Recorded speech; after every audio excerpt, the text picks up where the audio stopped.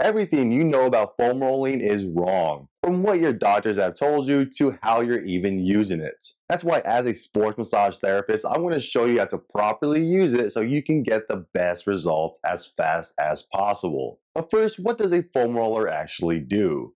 Well, it can do a lot of things that can help you in your everyday life, like improving your range of motion, increasing your blood circulation, helping with tight muscles, and so much more. But it can't do everything, including releasing some of the thickest pieces of fascia in the body, like the plantar fascia or your IT band, which is also where a lot of doctors are trying to trick you and saying that it doesn't work and therefore it doesn't work for everything. And if you ask them why it doesn't work, they're all going to point to this one booty study where they're trying to basically release the thickest pieces of fascia and say because you can't do that, you're not able to release any other kind of fascia in the body. This one study that is using math to determine if you can release fascia with the human strength is doing it based solely on trying to release the thickest pieces of fascia, which is pretty stupid, okay? Let me explain how dumb this is. That's like me trying to go and strengthen my pinky, right? And saying I can only lift 5 pounds, and then applying that to every single muscle in the body. And me now trying to claim that, well, even though you're lifting 25 pounds here, technically your muscles are only able to lift 5 pounds each or something.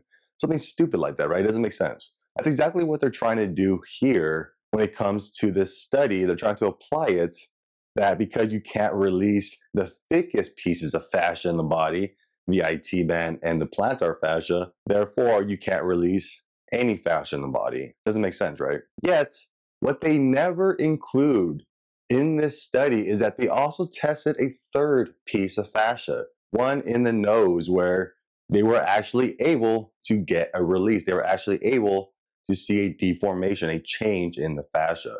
And yet, not a single one will ever mention that part as well. On top of that, there's so many other problems with this one study trying to claim that because this one study wasn't able to release fascia, that none of the fascias were able to get released.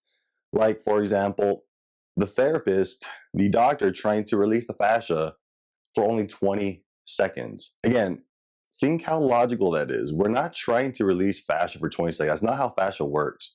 Fascia takes at least 2 to 3 minutes for it to begin to deform, for it to begin to slide and release on top of each other. And yet you're trying to base this again off of a 20-second interval of releasing. On top of that, releasing fascia also doesn't work by just pushing as hard as you can, which again is what they did in the study. When you try to release fascia, it's a slow and controlled push. It's a slow and controlled release. You can't just sit there and try to dig in as fast as you can because the body's going to fight back. You have to let the body accept it, allow it to get deeper. You can't just force your way through the layers. You have to allow the body to let you in the layers, especially when it comes to releasing the fascia. Now, let me be clear here, this study isn't technically wrong when it comes to using it properly, saying that you can't release the IT band and plantar fascia in 20 seconds. Great, completely agree with that. But when you try to apply it to trying to release the other fascia in the body, the superficial, the deep, all over the chest, the quads, the neck, the glutes, the calves, all over, then you are basically misrepresenting what this study does, and you're misrepresenting the actual benefits of a fascia release. Now, with all those studies that your doctors will bring up time and time again, not just that one, but the other ones that they show, like foam rolling doesn't work, for example, what a lot of them will also do is they show studies where they're only rolling for about 20 to 30 seconds, and they're still trying to get results with that. Again, we have to treat this very similar to how you treat exercise. You're not going to exercise a muscle for 20 to 30 seconds and expect it to get results, expect it to get stronger, bigger, whatever the hell the goal is. You have to try to release these muscles for about 2 to 3 minutes, and the studies back this up. For example, in this little study here, they actually show that the group that foam rolled for over 2 minutes was the only one to show a significant difference compared to like the placebo group and all that. It also shows better recovery after workouts and things like that, again, when you're rolling for more than 2 minutes. One thing to take away from this before I actually show you some basic techniques is that when you are foam rolling a muscle, when you are self-massaging a muscle in general, you have to treat it like you're treating a workout. You don't have to go as long unless you wanted to, but for every single muscle, you should be spending at least 2 minutes working on it, trying to release it, trying to do what your goal is here. Of course, there's different benefits and different time lengths for foam rolling, right? You don't want to do 2 minutes of foam rolling before a workout, but after, in order to recover, yes, you may want to try it out. You may feel a much better difference. But if you're just doing it for 30 seconds, then no, you're just hanging out and playing around on a foam roller. I don't know what you're doing for 30 seconds. So with that said, let me just explain 3 basic techniques you can use with a foam roller or any other massage tool that you have available. With the first one being a slow roll. The whole idea of a slow roll is to start at one end of the muscle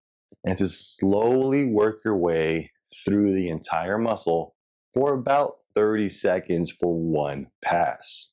And your goal is to do this multiple times, or maybe 1 to 2 times, depending on how you're treating this slow roll, which I like to treat it as a warm up. So maybe 1 to 2 times here in this situation.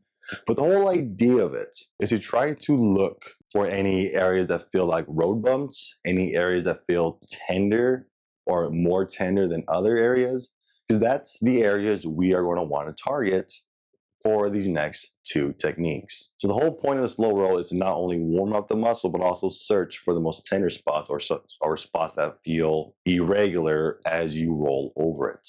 Now this brings me into the second technique, which is going to be called micro movements. The whole idea of a micro movement is to simply pin down that one tender spot and then move back and forth and side to side on it in small little increments in all directions, almost trying to flatten it out. Think of it like trying to roll some pizza or some bread dough. You're just basically trying to flatten it out, trying to get it nice and smooth, trying to get rid of those road bumps, as you will. And then finally, we have what's called a pin and stretch, which I believe is one of the most effective massage techniques you can use on a foam roller. Once again, the goal here is to pin down that tender spot, pin down that little road bump, and then take your limb, whatever you're pinning down, to say the quads, for example, you want to take those quads through its full ranges of motion, meaning you want to contract it and you want to stretch it out. And what this is doing basically is pinning down the top layers of the fascia, of everything else. And then as the leg moves and moves underneath it, that part is pinned down, which kind of allows it to slide easier. So as opposed to your fascia and your muscles sliding next to each other every time you move, they can now actually slide on top of each other like they're supposed to.